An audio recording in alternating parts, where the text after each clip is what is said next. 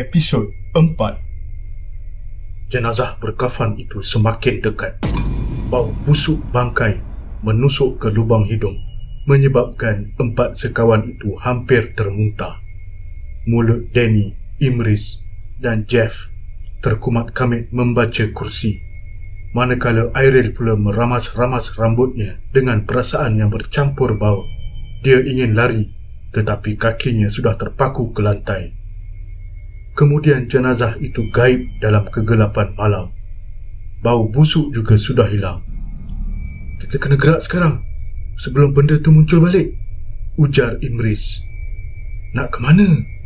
Pusing-pusing kat sini juga. Jom, kita cari jalan keluar."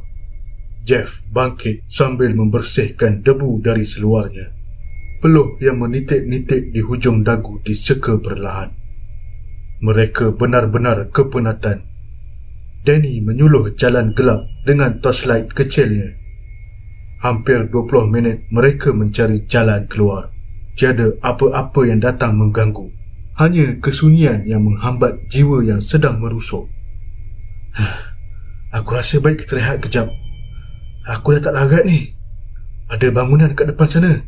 Korang rasa macam mana?" ujar Danny sambil menyuluh ke sebuah bangunan separuh runtuh di hadapan mereka. Terdapat sebatang pokok besar bersebelahan dengannya. Mereka tiada pilihan.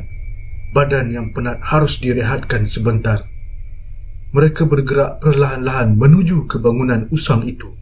Dalam hati masing-masing berdoa agar dijauhkan dari bahaya. "Nak masuk tak?" Irel menelan Leo. "Kalau ada apa-apa, kita cabut lari." Mereka melangkah masuk. Satu sudut dipilih untuk duduk bersandar di situ. Lega dapat merehatkan tubuh yang keletihan.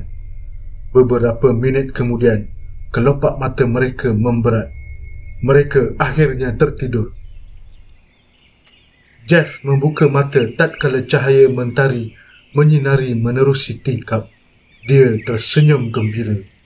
Geng, bangun. Hari dah siang." Alhamdulillah." Rakan-rakannya bersorak penuh kesyukuran. Akhirnya mereka tidak perlu berada dalam kegelapan lagi. Misi untuk mencari jalan keluar akan menjadi lebih mudah. Jomlah," Danny berkata. Jam menunjukkan pukul 8 pagi. Selangkah kaki mereka bergerak. Langit yang cerah tiba-tiba kembali gelita. Mereka seperti mahu menangis, ibarat berada dalam mimpi. Seperti ada yang menutup suis lampu. Tiba-tiba dunia mereka gelap.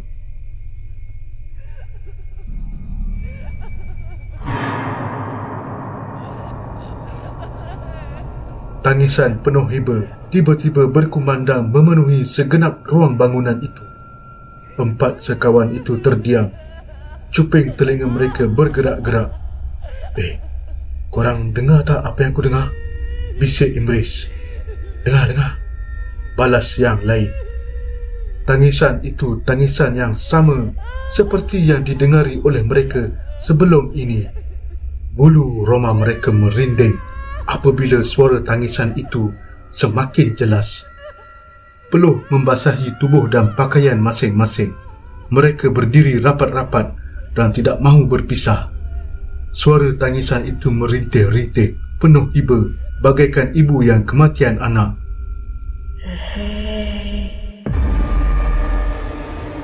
Suara seorang perempuan menegur. 4 sahabat itu menggigil ketakutan. Mereka beranjak ke belakang selangkah demi selangkah dan akhirnya tersandar ke dinding. "Nak pergi mana?" Lidah 4 sekawan itu keluh. Mereka hanya menggigil ketakutan. "Nampak tak?" Sundal bolong itu terpacak dalam kegelapan, merenung mereka dengan mata terbelalak dan mulut yang tersenyum lebar. Pakaian putihnya dicemari kotoran dan darah. Terdapat satu lubang besar di tengah-tengah badannya. Tali perutnya berjuntaian. Dia mahu mereka melihat rupanya. "Aku datang ya." Ketakutan mereka semakin menggila. Sundal bolong itu mahu menampakkan dirinya. Bau hanyir dan busuk bangkai tiba-tiba menusuk rongga hidung masing-masing. "Lari!" Danny menempik. Dia membuka langkah 1000, lalu diikuti oleh yang lain. Beberapa minit kemudian, mereka berhenti berlari. 4 sekawan itu masih berada dalam bangunan usang tersebut. Sundel bolong itu berdiri membelakangi mereka. Lubang di belakangnya sangat jelas. Irel terduduk. Dia menarik-narik rambutnya. Aku nak balik. Aku nak balik." Dia meracau dan langsung terlupa untuk membaca ayat-ayat suci Al-Quran.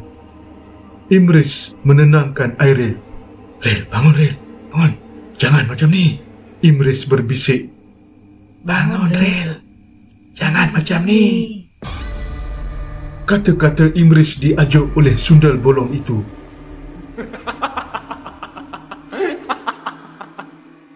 "Apa kita nak buat ni?" tanya Imris pada Danny dan Jeff. "Amankan aku. Aku sunyi." Mereka mengetap bibir. Suasana tiba-tiba sunyi sepi. Danny menyuluh ke hadapan. Sundal bolong itu sudah tiada. Tetapi mereka tiada masa untuk menarik nafas lega kerana mereka harus keluar dari situ secepat mungkin. Mereka berhenti di sebuah bangunan yang lain. Kali ini bangunannya ada 3 tingkat. Entah apa kegunaan bangunan itu dahulunya. Mungkin bahagian pengurusan funfair ini. Mereka berhenti rehat di tingkat 2. Masih pukul 5 pagi. Jeff berkerut dahi. Dia bingung dengan segala yang menimpa mereka. Dia sudah penat untuk berlari ke sana sini dengan perut kosong. Semakin lama tenaga mereka semakin berkurangan. "Kau okey tak, Irel?" Irel memandang muka Danny dengan tidak berkelip. Selepas beberapa saat, dia mengangguk dan kelihatan sangat lesu. Mahu bercakap pun dia tidak larat. Keadaannya yang lemah membimbangkan mereka untuk meneruskan perjalanan. "Apa akan jadi kat kita ni?" tanya Imris yang sedang bersandar di atas sebuah sofa buruk. "Kita akan keluar dari tempat ni," janji Danny. "Kenapa kau pasti sangat?" Mata Jeff dan Danny bertembung buat beberapa saat. "Aku yang bawa korang ke sini. Aku akan pastikan korang selamat." Jeff terdiam. Dia meraup mukanya yang melekit dengan peluh. Mungkin dia terlalu menyalahkan Danny di atas segala-galanya, sedangkan rakannya itu juga menjadi mangsa di funfair ini. Irel yang sedang berbaring kini perlahan-lahan bangun dan duduk. "Ada apa, Rel?" Imris menyoal. Irel tidak menjawab pertanyaan Imris. Dia hanya merenung ke hadapan dengan pandangan yang kosong. Danny menyuluh ke muka Irel dan mendapati wajah rakan mereka itu lain benar. Sedikit aneh dan bukan seperti Irel. Danny mencuit peha Jeff, memberi isyarat bahawa ada sesuatu yang tidak kena dengan rakan mereka itu. Bersambung.